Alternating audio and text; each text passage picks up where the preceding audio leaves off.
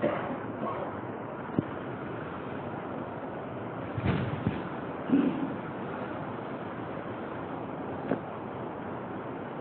لله رب العالمين والصلاة والسلام على سيد المرسلين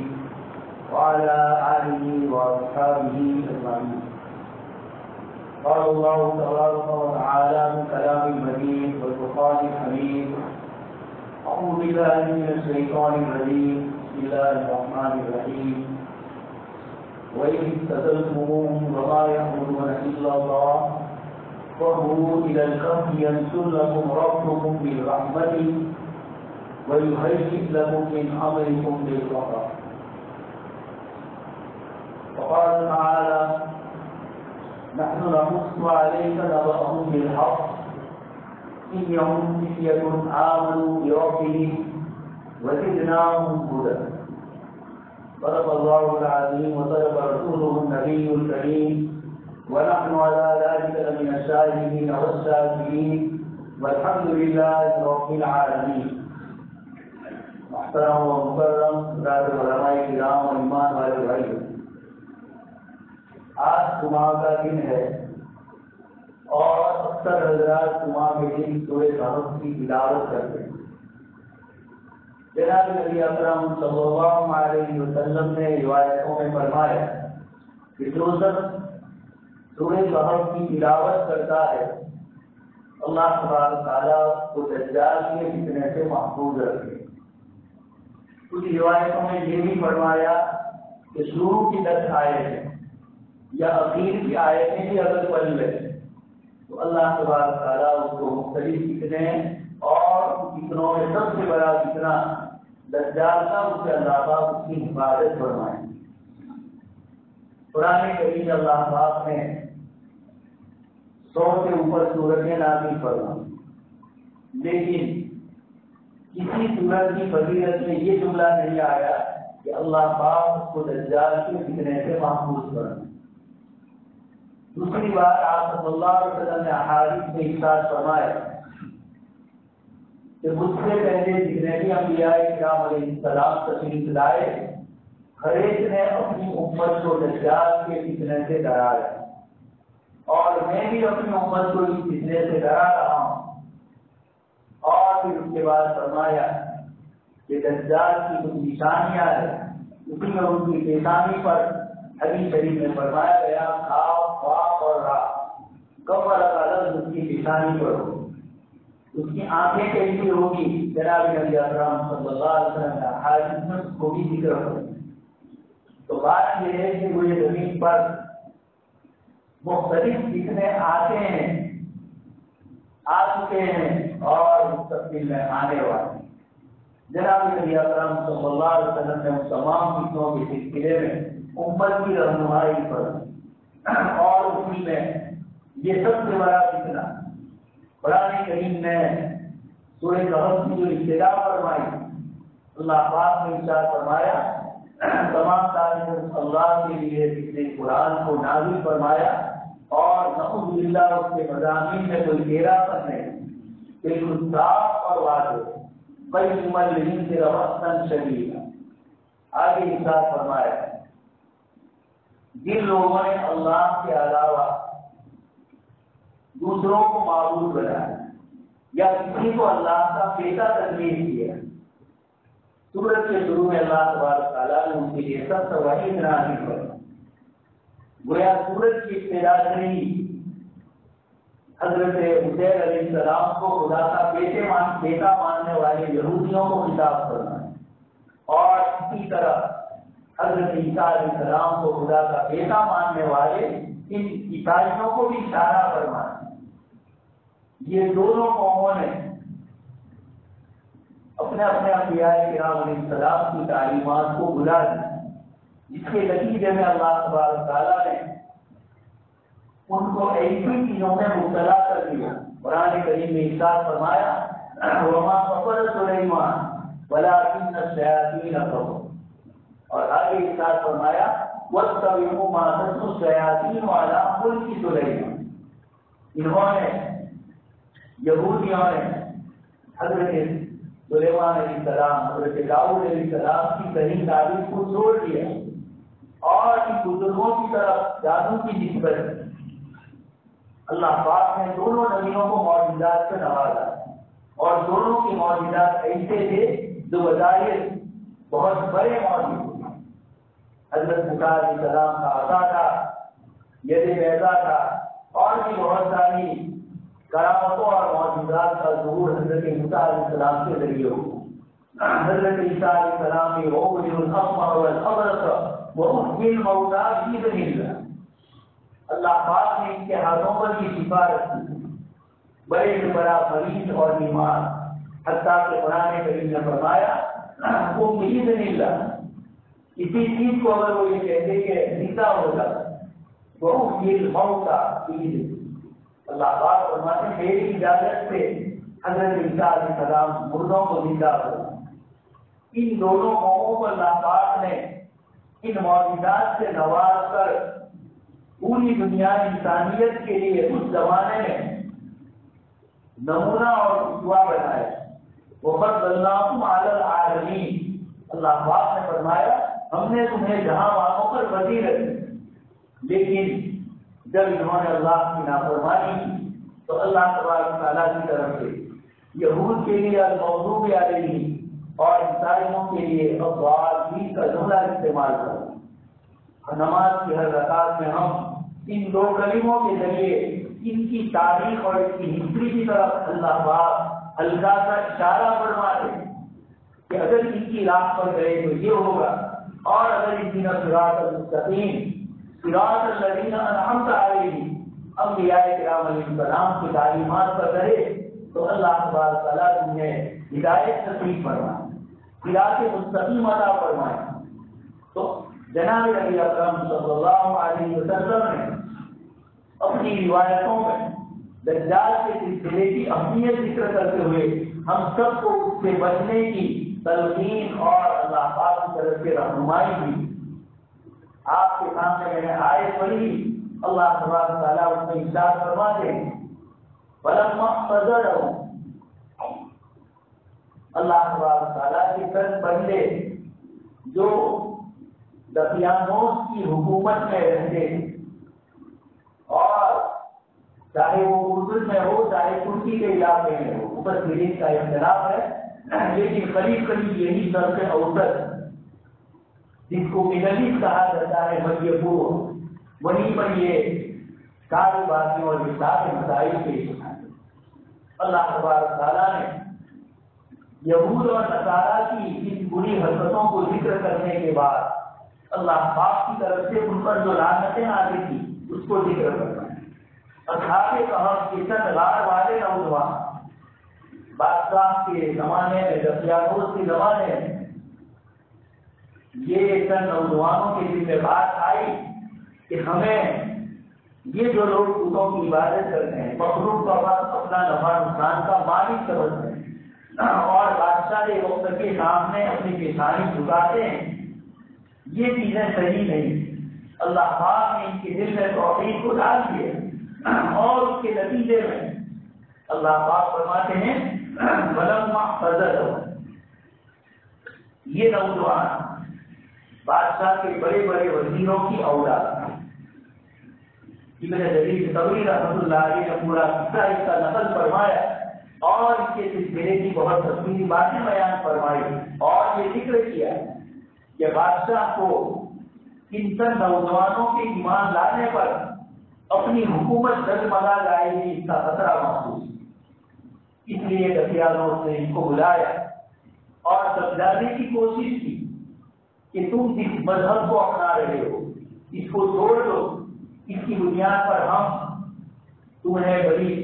حکومت عطا فرمائیں، تمہیں وزارت کے عہدے ملیں گے، اور اگر ایسا نہیں کیا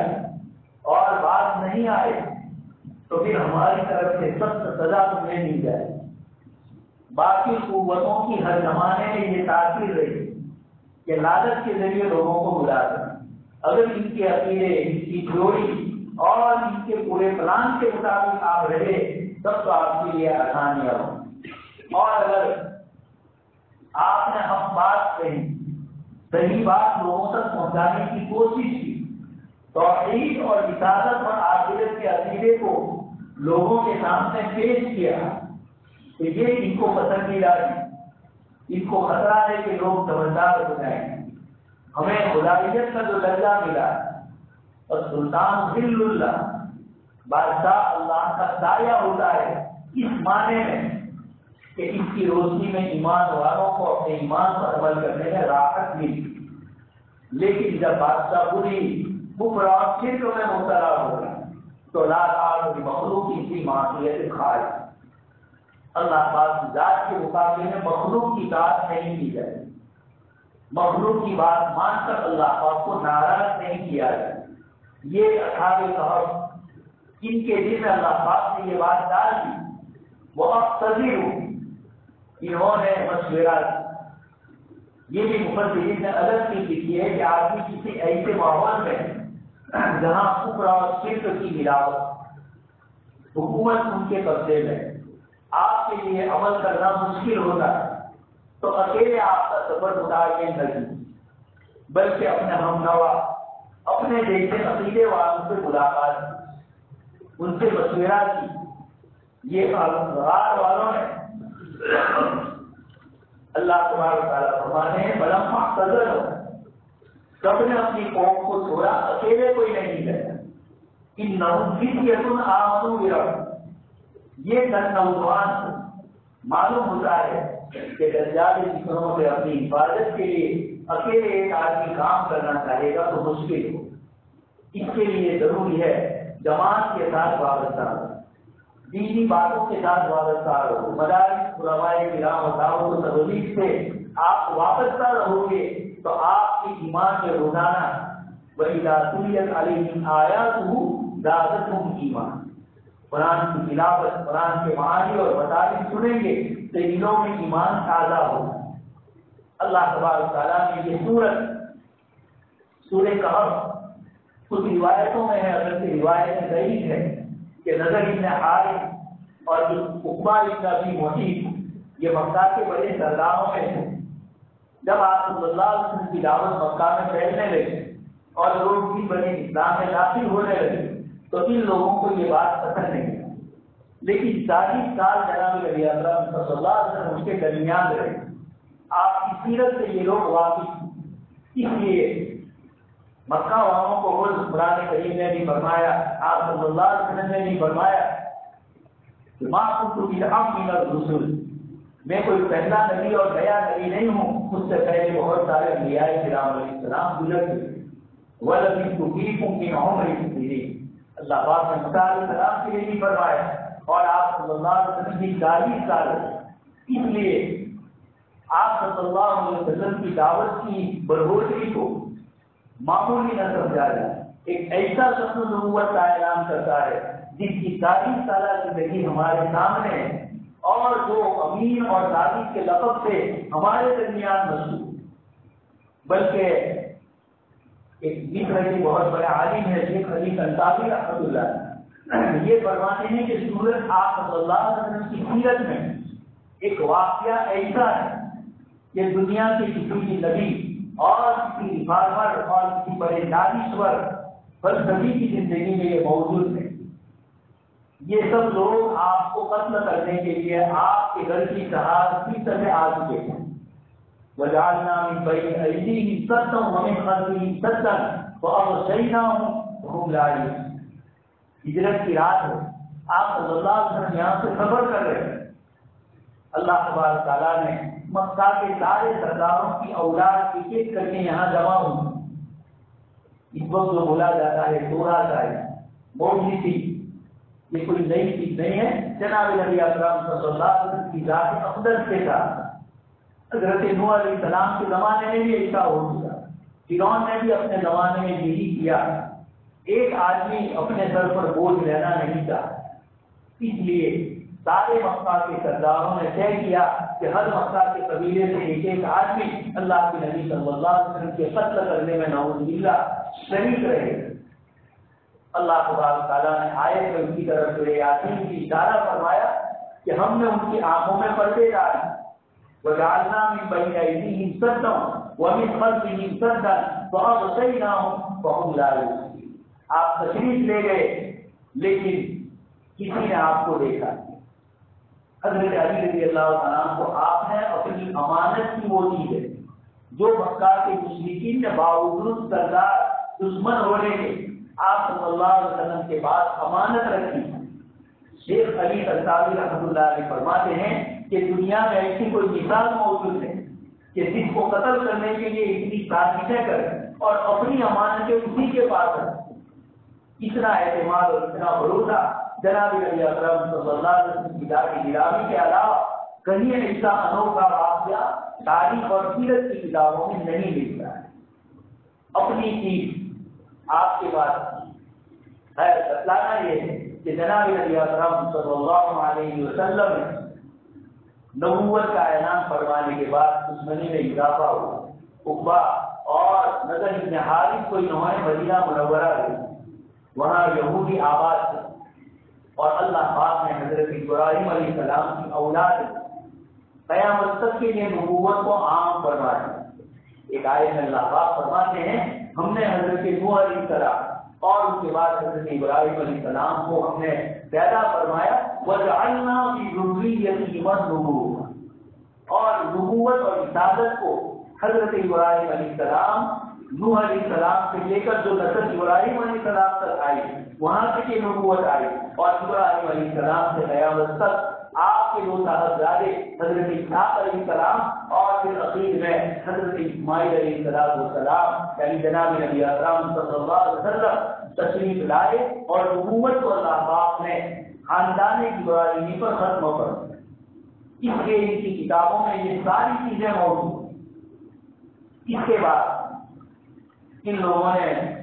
ان سے سوالات کیے کہ انہوں نے نبوت کا اعلان کیا ہے بڑے کاتب اور امین ہے اور لوگ ان کے دائرے میں داخل ہو رہے ہیں. آپ ہمیں کچھ ایسی باتیں کریے جن سے ہم ان کا امتحان. یہودی علماء نے 3 چیزیں بتلائی تھی. تفصیل میں نہیں جانا چاہ رہا. اس میں یہ بھی تھا کہ وہ چند نوجوان کون ہیں جنہوں نے اپنا وطن چھوڑا. اللہ پاک ایک غار میں ان کو ایک لمبی مدت تک سلائے رکھا. اس واقعے کا تعلق حضرت عیسیٰ علیہ السلام کی امت سے اور واقعہ پیش آ رہا ہے جزیرۃ العرب کے اوپر سعودی عربیہ جہاں مکہ مکرمہ میں آپ صلی اللہ علیہ وسلم آباد ہے. یہاں سے سینکڑوں کلومیٹر دور کے علاقے میں چاہے وہ ترکی میں پیش آیا ہو چاہے جارڈن کی جو سب سے بڑا شہر ہے عمان اسی میں اس کے بعد ایک غار تلاش کی گئی. اور اکثر مفسرین کا کہنا ہے کہ قرآن کریم میں غار کی جو صفت بتلائی ہے وہ سب اس پر سب سے زیادہ فٹ بیٹھتی ہے منتخب ہوتی ہے. اس لیے اکثر کا گمان یہ ہے کہ یہ غار عمان میں ہے جارڈن کے اندر. ایک واقعہ وہاں پیش آیا اور وہ بھی جس وقت رومی بادشاہ کا دور. عیسائیت ابھی وہاں مذہب پر کے نہیں گئی. حضرت عیسیٰ علیہ السلام کے آسمان پر اٹھائے جانے کے 300 سال کے بعد اوستوسینوبل نام کا ایک بادشاہ ہوا اور اس نے عیسائی مذہب قبول کیا روم میں اور پھر یوروپ میں یہ مذہب پھیلا. اسی کے نام سے قسطنطنیہ جس کو استنبول کہا جاتا ہے یہ قسطنطنیہ اسی بادشاہ نے بنایا تھا. اس سے اس کے نام سے اس کا نام بھی قسطنطنیہ رکھا جس بات سے استنبول بولتے ہے. تو بتلانا یہ ہے کہ دونوں خاندانوں میں نبوت آ گئی. اور آخر میں جناب نبی اکرم صلی اللہ علیہ وسلم تشریف لائے. آپ نے ان کو اس کا جواب دیا. 15 دن تک وحی کا سلسلہ موقوف رہا. آپ صلی اللہ علیہ وسلم کی زبان سے انشاءاللہ نہیں نکلا. سورہ قہر میں اللہ پاک نے ارشاد فرمایا وَلَا تَقُولَنَّ لِشَيْءٍ إِنِّي فَاعِلٌ ذَلِكَ غَدًا إِلَّا أَن يَشَاءَ اللَّهُ. جب بھی کوئی کام کرو یا نیت کرو یا کسی چیز کا ارادہ کرو تو ساتھ میں یہ کہو انشاءاللہ. اللہ پاک چاہیں گے تو ہوگا. میں اپنے اسباب اور اپنی ساری تدبیر اختیار کروں گا لیکن آخری نتیجہ اللہ پاک کے فیصلے پر ہوگا. اللہ تبارک تعالیٰ نے آپ صلی اللہ علیہ وسلم پر یہ سورہ کہف کے یہ واقعات نازل فرمائے. روح کا مسئلہ بھی انہوں نے پوچھا تھا تو سورہ بنی اسرائیل میں پوری روح من امر ربی. تیسرا سوال ایک بادشاہ مشرق سے مغرب کی طرف سفر کرے گا اور ایک لمبا دورہ اس کا سفر ہوگا، اس کے مطابق کیا کہنا ہے؟ ان دونوں باتوں کا تعلق مکہ مکرمہ سے اور جزیرۃ العرب سے نہیں، یہ شام کی زمینوں میں پیش آیا اور مکہ والے یہ حضرت ابراہیم علیہ السلام کے مذہب پر اپنے کو سمجھ رہے تھے، اس لیے نہ وہ یہودی اپنے کو مانتے تھے نہ نصرانی مانتے تھے، یہ ملت ابراہیم اس سے اپنے کو پیروکار سمجھتے تھے، اگرچہ یہ بھی شرک اور کفر میں مبتلا ہوئے لیکن دندلاہٹ کی عقیدے کی اور نسبت کی حضرت ابراہیم علیہ السلام کی طرف، اس لیے ان دونوں واقعے کا تعلق حضور سے نہیں تھا، لیکن سوال کی اور یہ کہا کہ اگر یہ سچے نبی ہوں گے تو اس کے صحیح جواب دیں اور اگر نہیں ہے تو خود بخود ختم ہو جائے۔ یہ لوگ آئے، آپ صلی اللہ علیہ وسلم سے یہ سوالات کیے گئے، آپ نے اللہ پاک کی یہ آیت نازل فرمائی سورہ کہف کی اور یہ فرمایا کہ یہ لوگ آپ کے اصحاب کہف اور رقیب غار والوں کے متعلق کچھ سوالات کرنا چاہتے اور ان کو یہ عجیب لگتا ہے کہ اللہ کے چند بندے 309 سال تک کے غار میں سوتے رہے، کھانا پینا آرام اور راحت کی بظاہر کوئی چیز نہیں ہے لیکن مکمل سکون سے سوئے ہوئے، سورج کا نظام ان کے تابع کر لیا گیا ہے، کائنات کی چیزیں ان کے تابع کر لی گئی، بارش گرمی سردی کیڑے مکوڑے ان سب سے ایسی حفاظت ہوئی جو کہ وہ غار ہے، آبادی میں نہیں ہے، آبادی سے باہر تھا اور وہاں ہر قسم کی چیزیں ہو سکتی، لیکن اللہ پاک نے 309 سال تک ان کو سلایا۔ جب آپ صلی اللہ علیہ وسلم کے سامنے یہ سوال کیا گیا تو اللہ پاک فرماتے ہیں اب حسبت ان اصحاب الکہف والرقیم کانوا من آیاتنا عجب، کیا ان کو اس میں تعجب ہوتا ہے جبکہ اس سے بڑی کرامتیں اور بڑے بڑے معجزات انبیاء کرام علیہ السلام کے ذریعے اللہ پاک نے فرمائے۔ دوستو، اصحاب کہف میں وقت کی غالب اور شامل حکومت ہے، اس کے سامنے توحید کا، ایمان کا، یقین کا، آخرت کی زندگی کا وہ تصور کروا کر بتا دیا کہ بادشاہ وقت یہ اس کو برداشت نہیں کرتا، بڑی دھمکیاں دی، اللہ پاک نے اس کو اجتماعی طور پر غار میں بھیجا اور اس غار کے دہانے پر اللہ پاک خود فرماتے ہیں لو اطلع علیہم لوليت منهم رعبا، اگر آپ وہاں جانچ کر دیکھنا چاہو اللہ تبارک تعالیٰ نے ایسا رعب ڈالا ہے کہ جب بھی اندر گئے اس کے بعد سے جب تک باہر نہیں نکلے کسی کی ہمت وہاں جانے کی۔ اللہ پاک نے اس کو فرمایا وَتَحْسَبُهُمْ أَيْقَاظًا، آپ ان کو زندہ سمجھ رہے ہیں، وَتَحْسَبُهُمْ أَيْقَاظًا وَهُمْ رُقُودٌ، آنکھیں کھلی ہے لیکن نیند میں۔ آگے اللہ پاک نے فرمایا وَقَلْبُهُمْ بَاسِطٌ ذِرَاعَيْهِ بِالْوَصِيدِ، اور ان کا کتا جو ان میں سے ایک مقامی آدمی ان کے ساتھ ہو گیا تھا اس کا کتا تھا، یہ کتا اللہ پاک فرماتے ہیں قلبهم باسط ذراعیہ بالوصید، کتا اس غار کے دہانے پر چوکھٹ پر بیٹھا ہوا اور باسط اپنی یہ ہاتھ جو اس کے پیر ہوتے ہیں ہاتھوں پہ آگے کا حصہ آپ دیکھتے ہیں کتا کس طریقے سے بیٹھتا ہے، یہ اس طریقے سے بیٹھتا ہے۔ جرمنی کا ایک یوروپین معاذ اور مصنف یہ لکھ رہا ہے کہ میں کسی ملک کے انہوں نے نام بھی لیا ہے ایئرپورٹ پر بیٹھا ہوا ہے، ایک مسلمان نوجوان آیا اور اس نے میرے سامنے قرآن پیش کیا، اس کی ویڈیو وہ بہت اسلام کا سب سے مخالف کا وہ لکھ رہا ہے،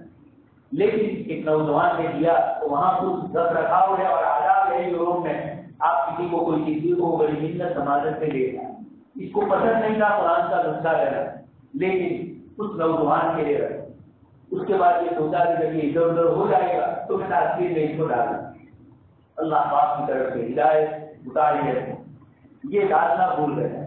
اور ہوائی جہاز میں اس کے پاس آیا، اب لمبا سفر تھا، اس کے دل میں آیا کہ وہ تو مجھے قرآن لے کر گیا ہے میں اس کو پڑھوں،